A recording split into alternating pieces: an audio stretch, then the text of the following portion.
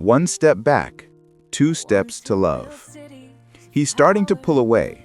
Calls are fewer, texts are monosyllabic, and you can sense an invisible wall growing between you.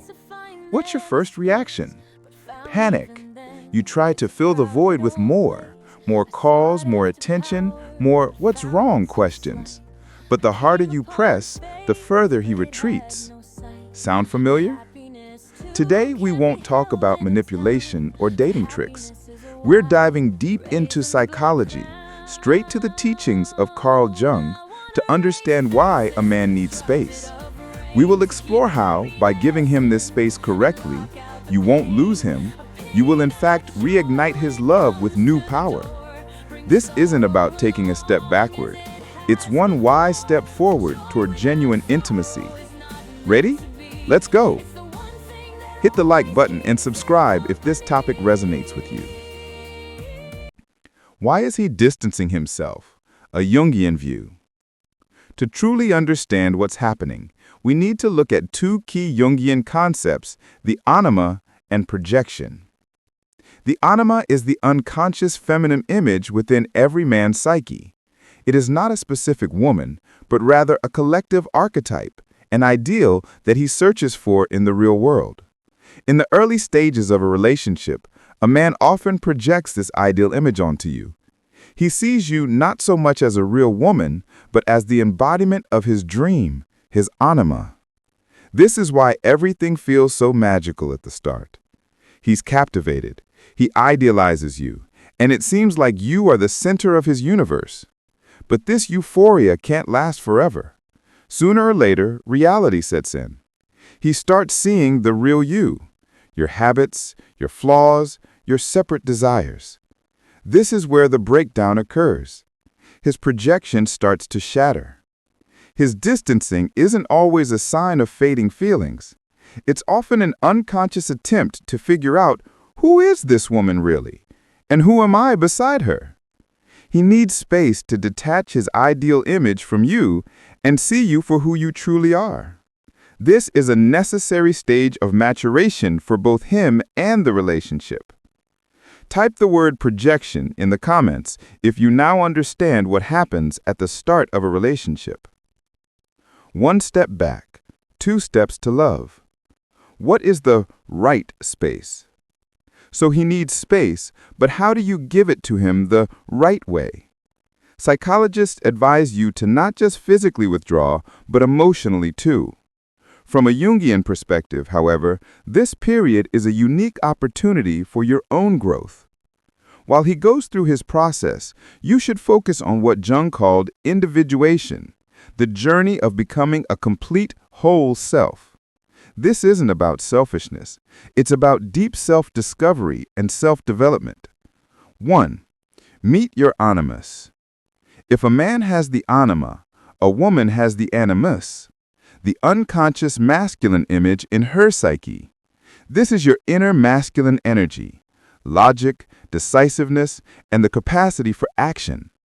Often, by dissolving into a partner, a woman loses touch with her animus. While he is in his cocoon, ask yourself, what do I truly want? What are my goals? What brings me joy aside from this relationship? Focus on things you've long put off. Enroll in a course, meet up with friends, start a new project. This isn't a way to spark jealousy, but a path to restoring your own wholeness. Men are naturally drawn to fulfilled, interesting women who have a world of their own. For example, imagine Sarah, who had completely dissolved herself into her relationship with Michael. All her free time revolved around his schedule. When Michael began training for a marathon, spending evenings and weekends away, Sarah initially felt abandoned. Instead of waiting for him at home, she remembered her long-deferred dream of learning photography. She signed up for a course, started going out to shoot sunrises, and launched a blog with her work. When Michael saw her glowing, eyes bright, talking about light and composition, he saw not just his girlfriend, but a vibrant, full personality. His attraction and interest flared up again. Stop being a mirror of his needs.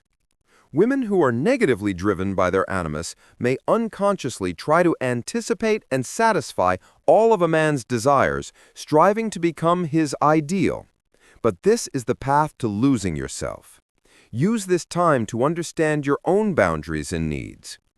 For example, Jessica always tried to be the perfect girlfriend for Ben.